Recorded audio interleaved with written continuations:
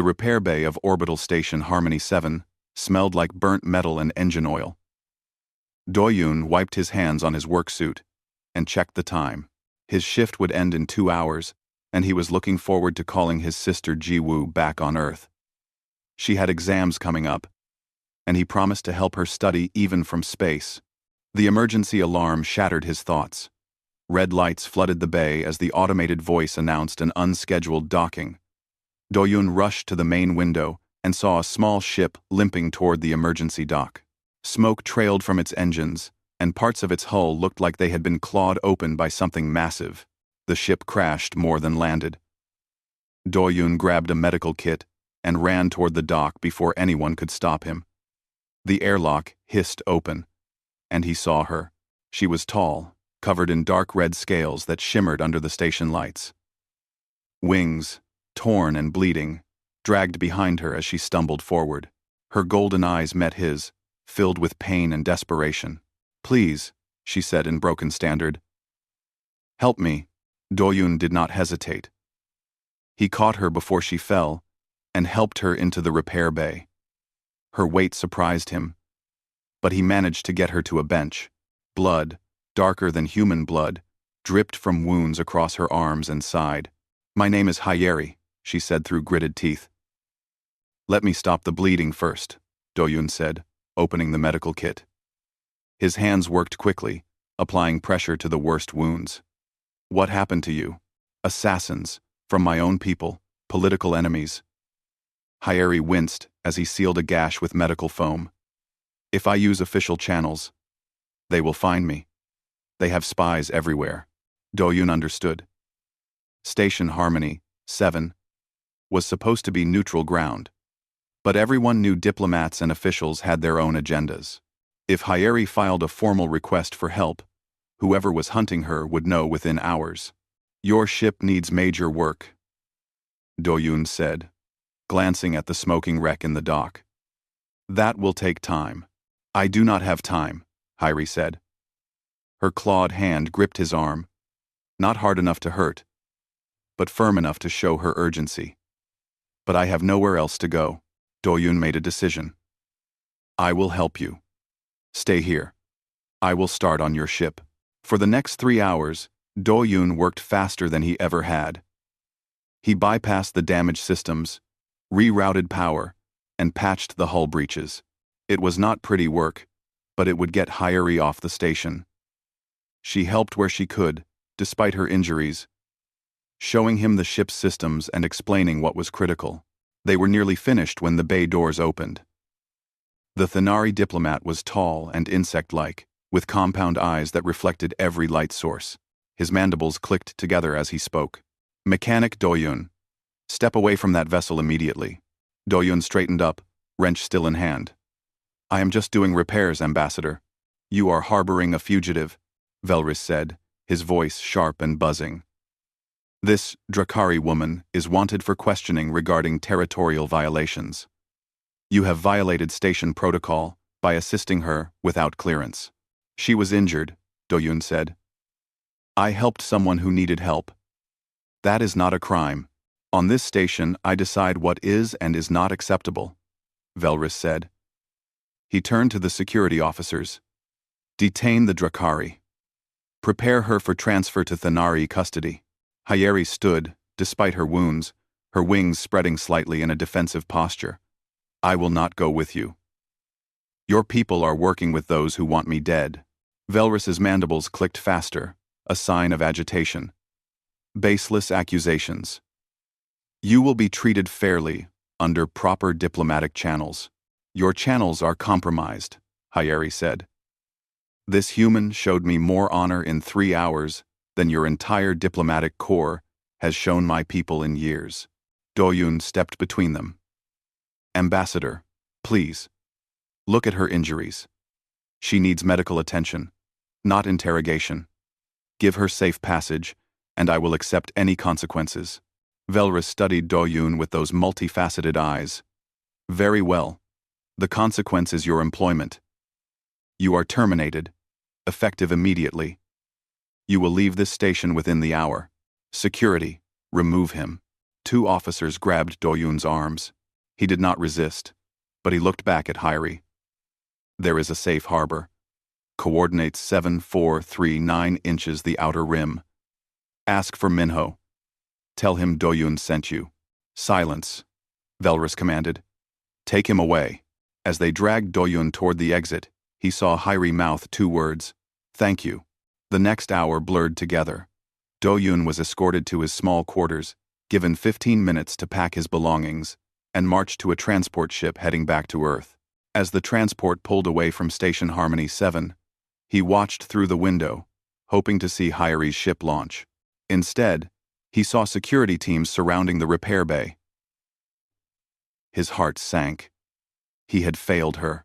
The transport jumped to faster than light speed, and the station disappeared. Do-yoon sat alone in the passenger section, his few possessions in a bag at his feet. He had lost his job. He would have to tell Ji-woo they could not afford her tuition anymore. And somewhere back on that station, Hyrie was probably being handed over to the people who wanted her dead. But even as despair settled over him, Do-yoon did not regret his choice. He had done the right thing. In a galaxy full of rules and protocols and political games, sometimes the right thing was simply helping someone who needed it. Whatever happened next, he could live with that. The apartment in Seoul was smaller than Do-yoon remembered. After living on a space station for 2 years, everything on Earth felt cramped and heavy. The gravity pulled at him constantly, making his legs ache. But worse than the physical discomfort was the look on his sister's face when he told her about losing his job. Ji-woo sat at the small kitchen table, her student tablet in front of her, and listened without interrupting. When Do-yoon finished his story, she was quiet for a long moment. "So you got fired for helping someone?" She finally said, "Yes. And now we cannot pay for my university." Do-yoon felt the words like a knife. "I am sorry, Ji-woo. I will find another job. Something here on Earth. It might not pay as much. But, stop," Ji-woo said. She stood up and walked to the window, looking out at the city lights. "I am not angry that you helped her. I am angry that helping someone got you punished." Do-yoon joined her at the window. "The galaxy runs on rules and protocols. I broke them." "Then the rules are wrong," Ji-woo said firmly.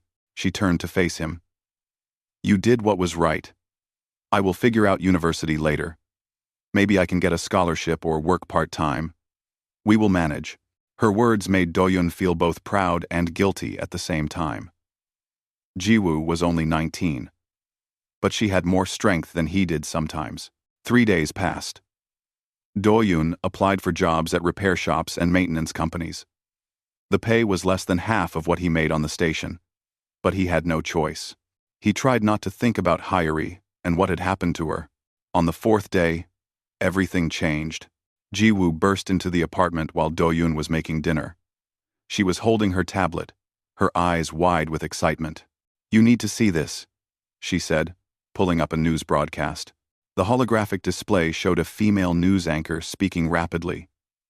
Behind her was an image of Ambassador Velrus and several other Thanari officials.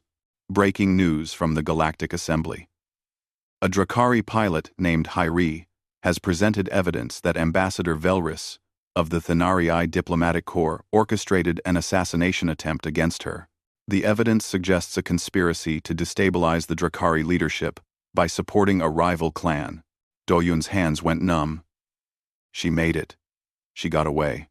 "Not only that," Ji-woo said, increasing the volume. "Listen." The broadcast continued. Hyrie credits a human mechanic on Station Harmony 7 with saving her life. She states that this mechanic, later identified as Do-yoon of Earth, risked his career to provide aid when official channels were compromised. The Drakari High Council has demanded a full investigation. The screen switched to a different reporter. "The implications are enormous.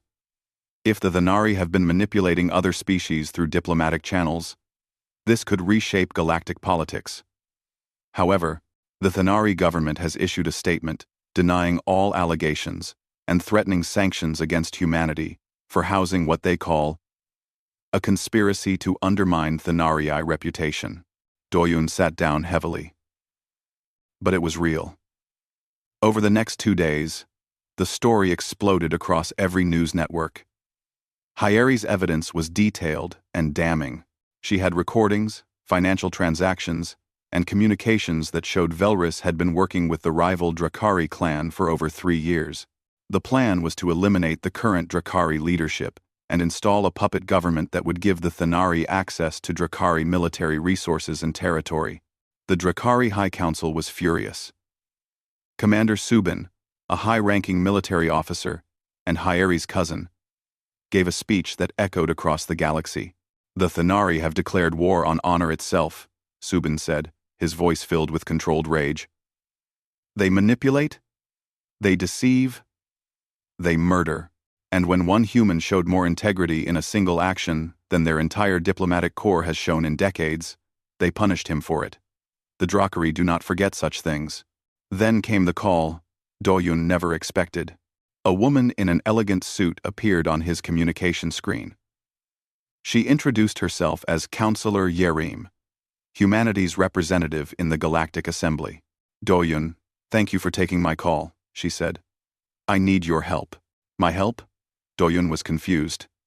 "I am just a mechanic." "You are more than that now," Yerim said gently. "Your actions have exposed a conspiracy that threatens multiple species. The Galactic Assembly has called for a formal investigation, and your testimony is critical. You are the witness who can confirm Hyeri's account and explain why she could not use official channels." "The Thanari will not like that," Doyun said. "No, they will not." Yerim's expression turned serious. "In fact, they have already issued threats. If humanity cooperates with this investigation, they have implied there will be consequences. Economic sanctions, at minimum. Possibly worse." Doyun felt cold. "So, Earth might suffer because of what I did. Earth might suffer because we exposed the truth," Yerim corrected. "And we need to decide if we will stand by that truth or bow to intimidation. I cannot make this decision for you, Doyun. If you testify, you will be putting yourself in danger. The Thanari have long memories. But if you stay silent, Velrys and others like him will continue their manipulations." For mining, Velrys, Jiwoo, who had been listening from across the room, came to stand beside her brother. Doyun thought about Hyeri, bleeding and desperate in his repair bay. He thought about how the galaxy seemed to run on who had the most power, the best connections, the strongest military. But what good was any of that if basic decency was punished? "I will testify," Doyun said. "If that is what it takes to stop people like Velrys, I will do it." Counselor Yerim smiled, though there was worry in her eyes. "I hoped you would say that. A diplomatic vessel will arrive tomorrow to take you to the assembly station. Pack for at least a week." After the call ended, Jiwoo hugged him tightly. "You are either very brave or very stupid." "Maybe both," Doyun admitted. That night, as Doyun lay in bed trying to sleep, he received a message on his personal communication device. The sender was listed as unknown, but the message was simple. "Thank you for my life. I will not forget. Hyeri." Doyun smiled in the darkness. Whatever came next, at least she was safe. That had to count for something. The human diplomatic vessel was called the Times Rising Dawn **. It was sleek and fast, designed for transporting important officials across the galaxy. Doyun felt out of place in his simple clothes, surrounded by diplomats in formal attire and military officers in crisp uniforms. Captain Taejun commanded the ship. He was a stern man with gray hair and sharp eyes that seemed to evaluate everything. He found Doyun in the passenger lounge during the second day of travel. "You are the mechanic everyone is talking about," Taejun said, sitting down across from him. "I did not mean to cause all this trouble," Doyun replied. "Trouble?" Taejun smiled slightly. "You exposed a conspiracy. That is not trouble. That is service to the galaxy." He paused. "But I will be honest with you. The Thanari are not happy. Their warships have been moving into positions near Earth. They call it military exercises, but we know what it really is. Problem. Fifth. Doyun felt his stomach drop. They are threatening Earth because of me. They are threatening Earth because we refuse to be silent about corruption, Taejun corrected. There is a difference. Do not carry guilt that belongs to them. Before Doyun could respond, an announcement came over the ship's communication system. They had received a priority message from Drakari Space. Taejun stood immediately and gestured for Doyun to follow. In the communications room, a holographic figure materialized. It was a Drakari male, with dark green scales and golden horns. His military uniform was covered in medals and rank insignia. I am Commander Subin of the Drakari Defense Fleet, he said. I wish to speak with Doyun. Doyun stepped forward nervously. I am here, Commander. Subin's expression softened slightly. My cousin Hyri told me what you did for her. In Drakari culture we have a saying. Honor recognizes honor. You risked everything to help someone you did not know. That is rare in this galaxy. Number 1. Ender, I just did what anyone should do, Doyun said. But most would not, Subin replied. That is why the Drakari High Council has authorized me to offer humanity a defensive pact. If the Thanari attack Earth, we will stand with you. Captain Taejun looked stunned. Commander, that is a generous offer. But it could start a war. A war is already beginning, Subin said grimly. The Thanari have been playing games with multiple species for years. It is time someone stood up to them. Humanity showed courage. The Drakari will match it. The Drakari will match it. After Subin's transmission ended, the ship's bridge became a flurry of activity. Messages were sent to Earth's government, military commanders, and the Galactic Assembly. The news spread quickly. The Drakari had offered humanity an alliance. But not everyone was pleased. 2 days later, as the Time's Rising Dawn Times approached the assembly station, they received another message. This one was from a Thanari named Kirith, who identified himself as Ambassador Velrus's aide. The message was marked private and encrypted. Kirith appeared nervous, his mandibles twitching constantly. I do not have much time, Kirith said. Velrus does not know I am sending this. I have worked for him for 5 years, and I have seen things that shame me. The conspiracy against the Drakari is just one of many. Velrus has been manipulating trade agreements, embezzling diplomatic funds, and blackmailing officials from a dozen species. Kirith paused, looking around as if afraid someone was listening. I am sending you files, evidence of everything. But I need you to understand. This is not just Velrus. There are others in the Thanari government who support him. If he is exposed, they will destroy the evidence and make him a scapegoat. You must move quickly. The transmission ended, and within seconds, thousands of files downloaded onto the ship's secure servers. Captain Taejun immediately assigned a team to analyze them. Counselor Yerim, who was traveling with them to the assembly, looked pale after reviewing some of the files. This is worse than we thought. Velrus has been running a criminal network, using diplomatic immunity as a shield. Species across the galaxy have been affected. Then why has no one stopped him? Doyun asked. Because people were afraid, Yerim said. The Thanari have a strong military and important trade connections. No one wanted to risk confrontation over suspicions. But now, we have proof. Thanks to Hyri and Kirith. The next morning, Doyun woke to alarms blaring throughout the ship. He rushed to the bridge and found chaos. The view screen showed a terrifying sight. 12 massive Thanari warships had surrounded Earth. They hung in high orbit like predators, their weapons powered but not yet firing.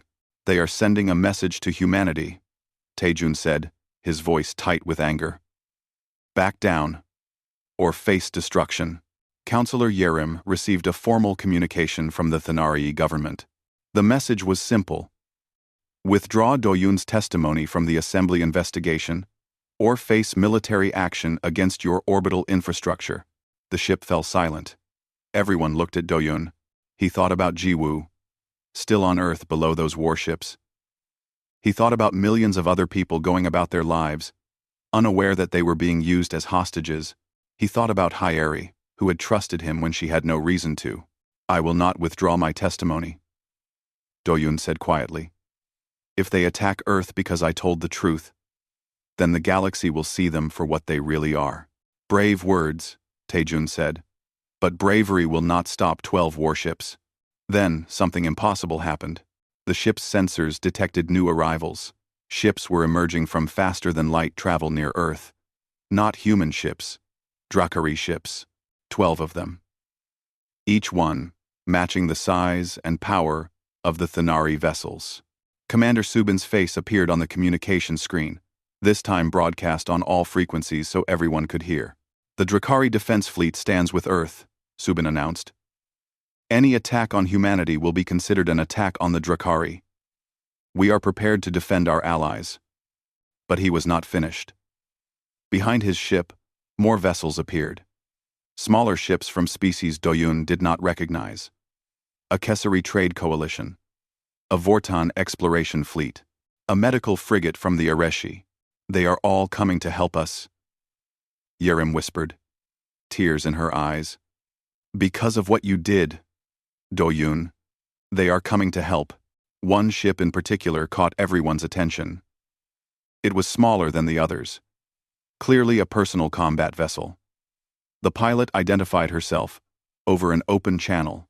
"This is Hyeri of the Drakari, commanding the Times Crimson Wing **. I am here to stand with the one who stood for me." Doyun felt something break inside him. But in a good way. He was not alone. Earth was not alone. The simple act of helping someone had somehow brought together species that had never cooperated before. On the view screen, the Thanari warships suddenly looked much less threatening. Earth's orbital space had never seen so many ships from different species. The standoff had turned into something else entirely. What started as 12 Thanari warships threatening a planet had become a gathering of dozens of vessels from across the galaxy, all united by a single principle. They would not allow bullies to win through intimidation. On Earth below, Jiwoo watched the news with her neighbors. Everyone in the building had gathered in the common room, staring at screens showing the ships above. She felt pride and terror in equal measure. Her brother had somehow started all of this. Aboard the Times Rising Dawn **, Captain Taejun received a priority call from Earth Defense Command. An older man appeared on screen, wearing an admiral's uniform. Doyun recognized him from history classes Admiral Daehyun, a legend from the First Contact Wars decades ago. He had retired but apparently been called back for this crisis. "Captain Taejun, I have reviewed the situation," Daehyun said calmly. "What we are witnessing is unprecedented. The Thanari expected to frighten us into silence. Instead, they have united multiple species against them." "Yes, sir," Taejun replied. "But they still have firepower. If shooting starts, many will die." "Then we must ensure shooting does not start," Daehyun said. "I am authorizing you to open negotiations with the other species. Form a temporary coalition. Show the Thanari that they are facing not just Earth, but a united front." The next few hours were intense. Captain Taejun, with Counselor Yerim's help, organized communication channels between all the ships. Commander Subin became the unofficial leader of the coalition, with Taejun as his human counterpart. Doyun sat in on some of these meetings and was amazed by what he heard. The Kesari Trade Coalition had lost profits because of Thanari manipulation. The Vortan exploration fleet had discovered that Thanari diplomats had been claiming Vortan discoveries as their own. The Areshi medical community had been blocked from providing aid to conflict zones because Thanari officials claimed it violated neutrality, though now the evidence showed they had been using those conflicts for profit. "This is what happens when corruption is allowed to grow unchecked," Commander Subin said during one meeting. One person, just one mechanic, had the courage to say no. And now, look what has been revealed. Hyeri attended these meetings as well. When she and Doyun finally spoke privately, Her gratitude was obvious. "I thought I would die on that station," she said. "I had accepted it. Then you appeared and gave me hope. More than that, you gave me a chance to expose the truth." "I am sorry it put you in more danger," Doyun said. "And I am sorry. Earth is now threatened because of it." "Do not apologize for doing what was right," Hyeri said firmly. "The Thenari are responsible for their own actions, not you." But the Thenari were not giving up easily. Ambassador Velrus, still commanding the 12 warships around Earth, sent a message directly to the coalition. "This is an illegal gathering of forces," Velrus declared. "You are violating the Galactic Treaty on Military Deployments. Disperse immediately, or face consequences." Commander Subin replied with barely controlled anger. "You murdered members of my family. You manipulated our government. You speak of laws and treaties while breaking every principle of civilized interaction. The only one who will face consequences is you." Velrus's mandibles clicked rapidly on screen. "I am a recognized ambassador with diplomatic immunity. You cannot touch me." "Your immunity is granted by the Galactic Assembly," Councillor Yareem interrupted. "The same assembly that is currently reviewing evidence of your crimes. Your protection will not last much longer." The standoff continued. Neither side fired, but the tension was unbearable. On Earth, people watched and waited. Schools closed. Businesses shut down. Everyone wondered if war would start over their planet. Then Kirith, the Thenari aide who had sent the evidence, made a desperate move. He appeared on a public broadcast, transmitted to every ship in the area. "My name is Kirith. I have served Ambassador Velrus for 5 years, and I have been a coward for 5 years. I watched him commit crimes, and said nothing, because I was afraid. But I cannot stay silent anymore." His voice shook but grew stronger. "Other Thenari officials know what Velrus has done. They protect him because they benefit from his schemes. But many of us in the Thenari diplomatic corps are ashamed. We want peace. We want justice. We want to be part of a galaxy that respects honor, not power." Kirith paused, then said something that shocked everyone. "I am broadcasting my location. I am on Ambassador Velrus's flagship. I invite any Thenari officers who share my feelings to join me. We can stop this. We can choose a better path." For several minutes, nothing happened. Then, something remarkable occurred. Small shuttles began launching from the Thenari warships. Not many, perhaps a dozen total. But each one carried Thenari crew members who flew toward the coalition ships. Requesting asylum, Ambassador Velrus raged over the communication channels. "Traitors! Cowards! Return to your posts immediately." But more shuttles launched. The Thenari fleet was fracturing. Admiral De Hyun, watching from Earth, smiled for the first time in days. This is how tyranny falls. Not with a single blow, but when people stop being afraid and stand together. Velrus made one final, desperate decision. He ordered his remaining loyal ships to launch fighter craft toward the assembly station, where Doyun was supposed to testify. If he could not silence Doyun through intimidation, he would do it through assassination. Hyeri saw the fighters launch. Without hesitation, she powered up the Time's crimson wing times and accelerated toward them. "Hyeri, wait!" Subin called over the communications. "You cannot face them alone." "I will not be alone," Hyeri replied. She was right. Ships from the coalition moved to intercept the fighters. The Kessari trade ships, despite being civilian vessels, positioned themselves as shields. The Vortan exploration fleet used their advanced sensors to jam the fighters' targeting systems. And the Drakari military ships, led by Hyeri's personal craft, engaged the enemy directly. Doyun watched from the Time's rising dawn asterisk, his heart pounding. The battle was fast and chaotic. Hyeri's flying was incredible. She dodged, weaved, and struck with precision that seemed impossible. The fighters that had been sent to kill Doyun were destroyed or forced to retreat within minutes. But it was the sight of so many different species fighting together that truly mattered. They were not a formal military alliance. They had no unified command structure or shared battle tactics. But they fought together anyway, united by something stronger than treaties or political agreements. When the last Thenari fighter fled, the coalition ships returned to their positions. Not a single Allied vessel had been destroyed, though several were damaged. Ambassador Velris's voice came over the communications one last time, but now it was defeated. "This is not over." "Yes, it is," Commander Subin replied. "Surrender yourself and face justice, or we will come and take you." For a long moment, Velris did not respond. Then his flagship's engines powered down. Kirith appeared on screen, broadcasting from the flagship's bridge. "Ambassador Velris has been placed under arrest by his own crew," Kirith announced. "We are transmitting our surrender to the Galactic Assembly. This ends now." A cheer erupted throughout the coalition ships.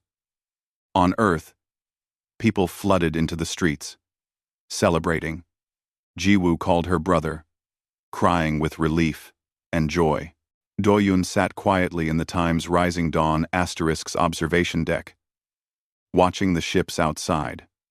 12 Thenari warships had come to threaten Earth, but in response, dozens of ships from across the galaxy had come to defend it. Not because they had to, not because of military alliances or political favors, but because one human had chosen kindness over rules, and that kindness had inspired others to stand for what was right.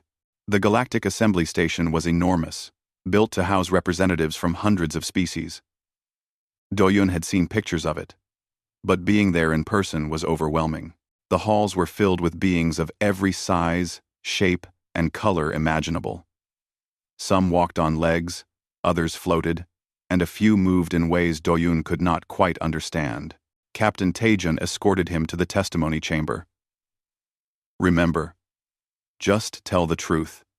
That is all anyone can ask of you." The chamber was circular, with seating rising in tiers all around. Representatives from dozens of species watched as Doyun entered. He felt very small and very human in that moment. At the center was a simple chair for witnesses. Above it, a panel of 5 judges from different species presided. Ambassador Velris was already there, held in a containment field. His mandibles were still, but his compound eyes followed Doyun with obvious hatred. The head judge, a wise-looking being from a species called the Althani, spoke in a voice that was translated into every language simultaneously. "We are here to investigate allegations against Ambassador Velris of the Thenari Diplomatic Corps. Witness Doyun of Earth. Please take your position." Doyun sat in the chair. Lights focused on him, and he knew millions across the galaxy were watching this broadcast. The questioning began simply. The judges asked him to describe what happened on Station Harmony 7. Doyun told them everything, finding Hieri injured, helping her repair her ship, and Ambassador Velris arriving with security. "Why did you help her?" one judge asked. Doyun thought carefully before answering. "Because she needed help. I did not think about politics or rules. I saw someone hurt and scared, and I knew I could do something about it. In that moment, it seemed like the only choice." "But you knew you were breaking station protocol," another judge said. "Yes," Doyun admitted. "But protocol seemed less important than a person's life. If following rules means ignoring someone who needs help, then maybe the rules need to change." Murmurs spread through the chamber. Some species seemed to agree. Others looked skeptical. Then, Velris was allowed to speak. "This human interfered with official diplomatic business. The Drakari woman was wanted for questioning regarding territorial violations. He had no authority to make decisions about her status. She was running from assassins," Doyun said. "Assassins that you helped coordinate." "Lies," Velris hissed. "I am a respected diplomat. This human is a nobody, a mechanic who thinks his feelings matter more than galactic law." The head judge raised a hand for silence. "We have reviewed the evidence provided by Hieri and by Kirith, Ambassador Velris. The recordings show you communicating with members of the rival Drakari clan. Financial records show you received payments from them. These are not lies. These are facts. Velris's mandibles clicked rapidly. Those records are fabricated. A conspiracy to discredit the Thanari. Multiple independent analysts have verified them, the judge replied calmly. But let us return to the core question. Witness Doyun, what did you think would happen when you helped Hyeri? I thought I would lose my job, Doyun said honestly. I did not think about anything beyond that. I did not imagine all of this would happen. Yet it did, the judge said. Your single action set off a chain of events that exposed a network of corruption spanning multiple species. Do you understand the significance of that? IP. Doyun shook his head. I was just trying to help one person. I still do not understand how it became so big. The judge's expression, as much as Doyun could read an alien expression, seemed almost gentle. That is perhaps the most important testimony of all. You acted without thought of reward or consequence. You simply did what you believed was right. That is the foundation of honor. Another judge spoke up. But your actions did have consequences. Earth was threatened with military action. Many ships gathered, and a battle nearly occurred. People could have died. Do you feel responsible for that? This was the question Doyun had been dreading. He took a deep breath. I have thought about that a lot. And yes, I feel responsible. But I also think that if telling the truth causes someone to threaten violence, the problem is not with the truth. The problem is with the person making threats. Well said. Commander Subin's voice came from the gallery. He stood, his military uniform impressive. If I may address the assembly, the Drakari wish to make a statement. The judges conferred briefly, then nodded. Subin stepped forward. The human Doyun showed my cousin mercy when he had no reason to. He risked his livelihood for a stranger from a species he barely knew. In Drakari culture, we value honor above all else. This human has more honor than many warriors I have known. Subin paused. The Drakari propose that humanity be granted a seat on the Galactic Council. They have proven they deserve to be heard. 7. Them. The chamber erupted. Species debated loudly, some in favor, others opposed. The Kasari representatives stood and added their support. Then the Vortan. Then species Doyun had never heard of. The Thanari representative, a different official who had replaced Velris's staff, stood as well.